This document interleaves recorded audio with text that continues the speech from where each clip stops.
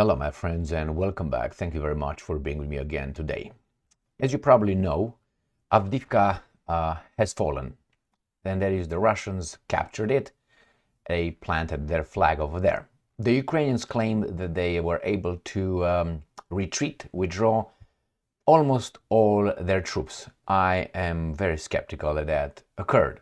I think that a lot of them remained in Avdiivka and will be captured by the Russians. Now, I have no information. I know that the Ukrainians themselves said that the Russians captured Ukrainian troops left in Avdiivka. Several, and then it says a bunch of, or something like that. We don't know exactly how many now, but I'm pretty sure the Russians will count their heads. We know that, according to the Russians, about 1,500 people were killed in the last day during the retreat. I have here two videos, maybe they're identical, but I'll let you determine that, with the Ukrainian troops retreating from Avdiivka on various routes, and the Russians looking for them. Very interesting videos. I will show you a map where Avdiivka is, and we're going to find out how many were actually captured. That's for the future. I don't know yet how many.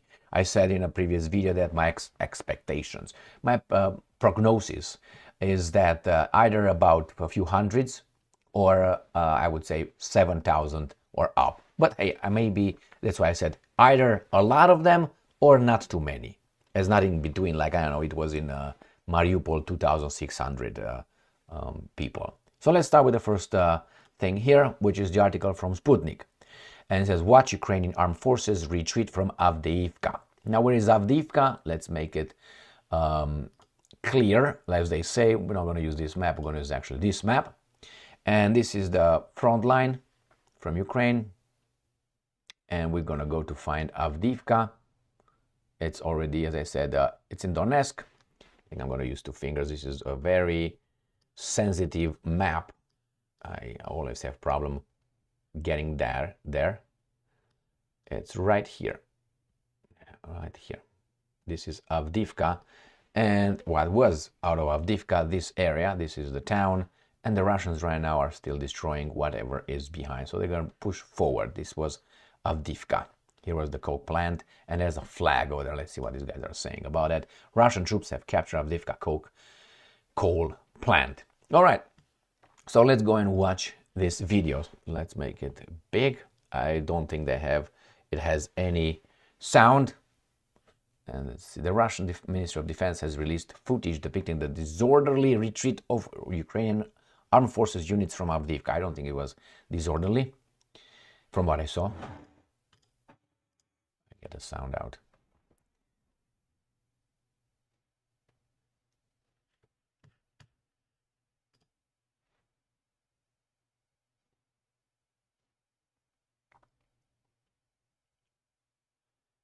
All right, that's one of them. And I'm going to go to the next one down here. And this seemed to be a little bit longer. Let's get the sound down, started, and get myself out.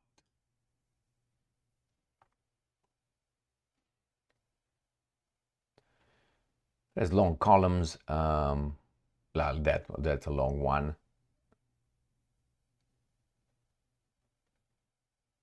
And I think this is over the night. This occurred during the nighttime.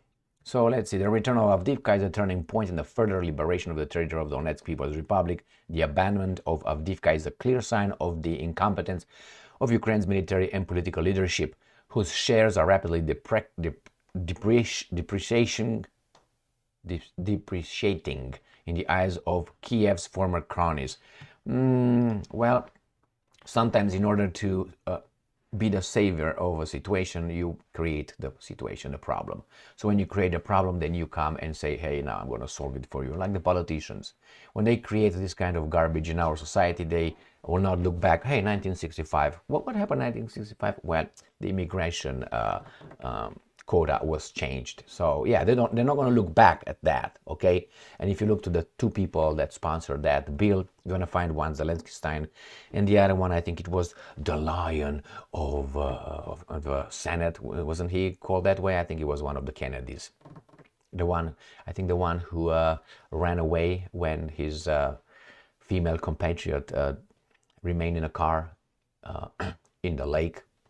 Look for it. So nevertheless, in 1965 has consequences. They assured us there will have no consequences. And many others, the Great Society and all that. Nobody looks back and say, why do we have police officers right now in school or around school? Why so many? Oh, because guns. No, it's not because of that. It's change of culture. So nevertheless, I don't think the same thing here with the Ukrainian retreat. I think the Ukrainian retreat has obviously many reasons, some more important than others, why it occurred. Obviously, could be the Russians brought more weapons and people. Second, the Ukrainians did not have ammunition, supposedly, and troops, ammunition from the West. Therefore, they have to solve the problem, which is vote to give them money. Troops, they don't have troops because they can't do a general mobilization right at this point. And we'll see what's going on with those guys across the border, which are the NATO countries. They will probably send some troops in there. They were talking about it, so they started the ball rolling. So that could be many reasons. Another one will be this Avdiivka was lost actually a few months ago. That was my main point months ago, where I said Avdiivka is gone, is lost. These guys are inflicting what? They killed 10 Russians and they die 50 or something. They have, and then they say, well, we just retreat because we have to save lives.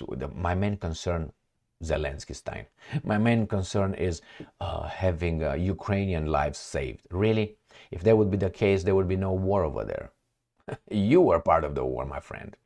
So here is my friends, because we're friends. I'm friends with Zelensky in the same way I'm friends with you. Yeah, my friends, here it is. We know now that this guy retreated. Did not seem to be, to me, it did not seem to be a hasty, not hasty, it was a hasty retreat, I think. But it was not a disorganized. The poor guys were just waiting probably for orders from Kiev, and they did not receive the orders. Therefore, they also didn't want to have Zaluzny being the one who retreated from Avdiivka. They wanted to have this guy pick up the hot potatoes in the war from now on. So I think they want Zaluzny, which is okay. I have no problem with Zaluzny. He didn't say anything stupid so far. So they wanted to keep him undamaged, unstained. Therefore, they can use him as a symbol when the Ukrainians are in deep doo-doo. They're going to use him as, I don't know, Mazepa, or I'm just saying, whomever is over there. And Bandera, or anyway. So these are the videos, and they didn't seem to me hasty. I mean, hasty, I don't know if they were really in a hurry. Probably they were disorganized. Thank you very much for being with me again today. Stay strong, stay smart, look for the truth, and be just.